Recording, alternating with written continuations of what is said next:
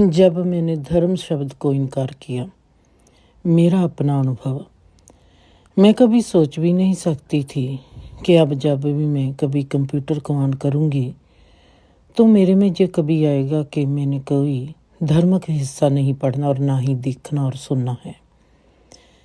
हम जब जीवन को धर्म की नज़र से देखते हैं तो जीवन का चेहरा जो दिखाई देता है वो एक बहुत ही शर्मीलेपन में है, एक औरत की तरह। आज जब मैं जीवन की ओर देखती हूँ तो धर्म लफ्ज़ को भी इग्नोर करने की चाहत करती हूँ, क्योंकि अब मेरे आगे आती है गणित और विज्ञान।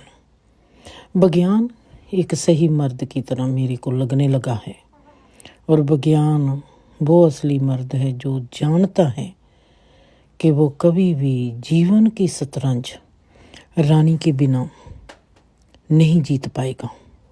गणित महारानी है जिसके अधीन सब विज्ञान चलता है। आज पहली बार मेरा धर्म लफ्ज़ को भी इनकार करना ऐसा है जैसे मैंने सदा ही मेकअप हो, कीमती कपड़े और सोना चांदी या गहने को इनकार किया है। आज मेरे भीतर बैठी मेरी ही कोई गहरी आँख उस विज्ञान को ढूंढने लगी है जो गणित की गोद में बैठा मुस्कुरा रहा है। मैं उस नन्हे से फार्मूले को उठा लेती हूँ, उसको समझने लगूंगी। आज मेरा पहला पल है जब मैंने धर्म लफ्ज़ को पढ़ना ही नहीं चाहा। मेरे को लगा कि जितनी मुझे इस धर्म विषय की ज़रूरत थी वो मैंने पढ़ ली है, सुन ली है। अब मैंने अपनी अगली क्लास में जाना है। अब सवाल ये उठता है कि मैंने धर्म शब्द को आज इनकार क्यों किया। मैंने धर्म शब्द को इनकार किया है, धर्म को नहीं। पर इनकार क्यों किया, ये जानने के लिए पहले मुझको बात करनी पड़ेगी कि मेरे लिए धर्म क्या है। तो धर्म क्या है?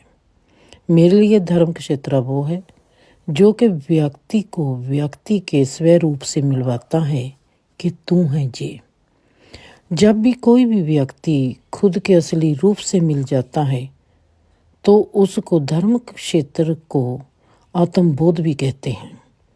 खुद की पहचान मानसिक और संसारिक रोगों में से आज़ादी। मेरा अनुभव, जब मैंने खुद की आज़ादी देखी तो अब मेरे लिए आगे का जीवन में कदम रखने के लिए कोई जगह दिखाई ना दी। अब मैंने कहाँ पर चलना है, कहाँ पर जाना है, कैसे जाऊंगी, क्या करूंगी, तो मेरे अस्तित्व ने मुझको धर्म पर ही सवाल करने शुरू कर दिए। कैसे? जैसे कि क्या मैंने पूर्ण धर्म को पूर्ण रूप में समझ लिया है? क्या मेरे लिए धर्म को समझना यहीं तक था? ऐसे तो नहीं कि मैं किसी हिस्से को देख ना पाई हूँ, ऐसे तो नहीं कि मुझे किसी हिस्से की समझ ना आई हो, कहीं ऐसा तो नहीं कि मैंने किसी और दरवाजे को ना देखा हो। और क्या है इस धर्म के बीच जो मेरे को अभी समझना बाकी है? अगर नहीं है तो क्या मैंने धर्म की क्लास को पास कर लिया है? मेरे को इन सवालों के जवाब में सिर्फ मेरी वो प्राप्ति दिखाई देती है जिसके कारण आज मेरा जीना सुखी, शांत और आज़ाद है। ये प्राप्ति इस बात का ही सर्टिफिकेट है कि मैंने एक डिग्री ले ली है। पर अब आगे का कदम क्या है? ये सवाल मेरे आगे के कदम को एक राह दिखलाएगा। क्या धर्म की प्राप्ति के बाद भी कोई अगला कदम होता है? मेरा सवाल। अब मैं खुश, शांत, आज़ाद हूँ तो अब मुझको क्या करना चाहिए? मेरा अनुभव, आज मैं खुद को समझ गई, जान गई, पहचान गई तो मैं क्या हूँ, मैं क्यों हूँ, तो मैं कैसी हूँ। तो अब मेरी ये पहचान मुझको कौन सी राह पर लेके जाएगी? और मैं इस सवाल के जवाब का इंतज़ार करती थी। मैं नहीं जानती थी कि मेरा शांत होना मेरे अस्तित्व का असली पवित्रता है। मैं ये भी तो नहीं जानती थी कि मेरा खुश हो जाना मेरे अस्तित्व का असली खिल जाना ही ये गहरी सुंदरता है। और मैं तो ये भी नहीं जानती थी कि मेरा आज़ाद होना ही असली सत्य रूप है। अब क्या होगा? अब मेरे अस्तित्व ने यात्रा करनी है, जैसे आज तक की यात्रा मेरे कर्म क्षेत्र की यात्रा थी। आज मैं नहीं जानती कि धर्म लफ्ज का चैप्टर इसलिए ही बंद हो गया क्योंकि मैंने धर्म में से जो डिग्री मिलती है वो ले ली। धर्म सिर्फ व्यक्ति को संसार से मुक्ति दिलवाता है, जीवन से मुक्ति नहीं दिलवाता। मतलब कि जीवन यात्रा करेगा। अब कर्म की यात्रा नहीं होगी, जीवन की यात्रा होगी। अब आत्मबोध की प्राप्ति के बाद की यात्रा क्या होती है? पहले हम बात करेंगे कि आत्मबोध क्या होता है। आत्मबोध क्या है? जब कोई भी व्यक्ति खुद के पूर्ण रूप से परिचित हो जाता है, जैसे कि अपनी पूर्ण व्यक्तिगत जीवनी को समझ लेता है, अपनी सोच, अपनी भावना, सुख दुख, अनुभव, खुद के हर किरदार से पूर्ण परिचित हो जाता है, ऐसे व्यक्ति पूर्ण यात्रा का आनंद लेते हैं। सिर्फ मंजिल का ही नहीं, खुशी का ही नहीं, दुख का भी आनंद लेते हैं।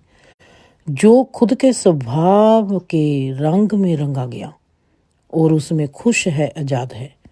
अब मेरी आज़ादी की यात्रा की शुरुआत होगी, जहाँ कहूँ कि अब मेरी यात्रा जो है वो ब्रह्म ज्ञान की यात्रा होगी। ब्रह्म ज्ञान की यात्रा का पहला कदम कौन सा होता है? मेरा अपना अनुभव। जब भी मैं मेरे भीतर के गहरे अस्तित्व की ओर देखती हूँ तो वहाँ पर एक विज्ञान की ओर मैं देखती हूँ जिसके साथ बैठी है गणित। मेरे को गणित की 1% भी समझ नहीं है, पर मैं क्यों और कैसे इस गणित को देखती हूँ वो मेरे को समझ है। ठीक वैसे ही जैसे कि मैंने कभी ऋषियों को, कृष्णा को, धर्म ग्रंथों को देखा था, अष्टावक्र को देखा था, हजरत मोहम्मद को देखा था, बाबा नानक को देखा था।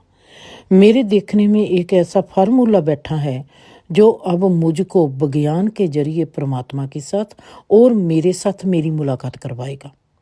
आज से मेरी ये यात्रा शुरू होती है, जिसको मैंने नाम दिया है स्वाभाविक रूप में वैज्ञानिक ध्यान, और स्वाभाविक रूप में वैज्ञानिक धर्म की यात्रा कह सकते हैं, और स्वाभाविक रूप में वैज्ञानिक धर्म भी कह सकते हैं।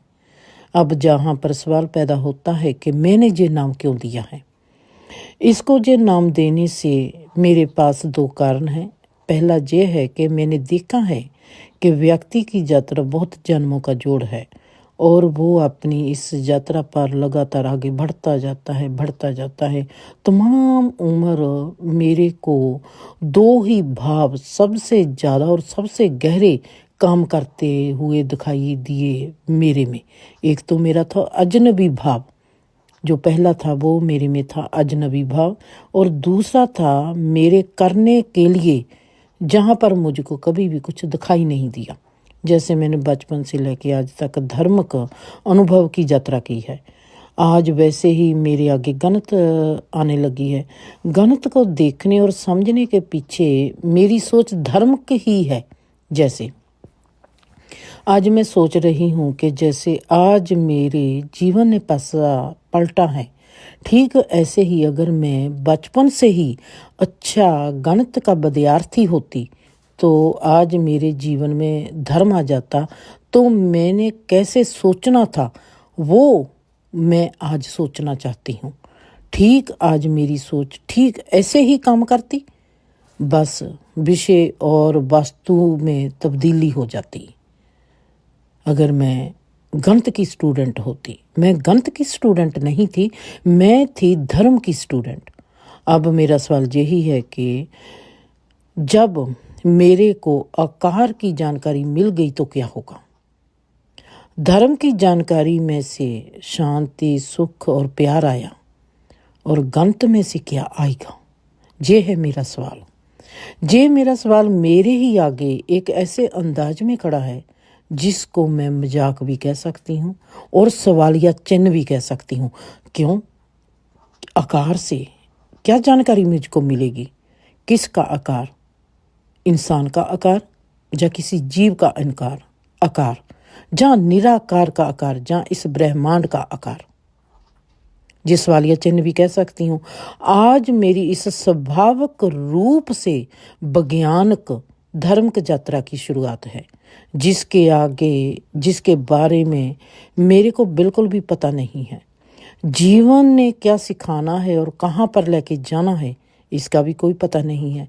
बस चलती हूँ मेरे अगले कदम की ओर।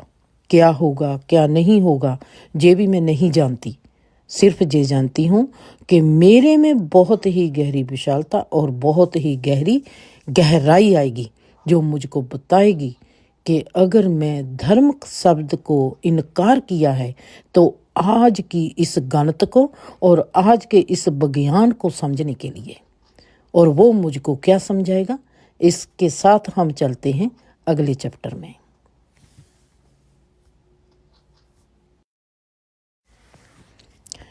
जब मैंने धर्म शब्द को इनकार किया, मेरा अपना अनुभव मैं कभी सोच भी नहीं सकती थी कि अब जब भी मैं कभी कंप्यूटर को ऑन करूँगी तो मेरे में ये कभी आएगा कि मैंने कोई धर्म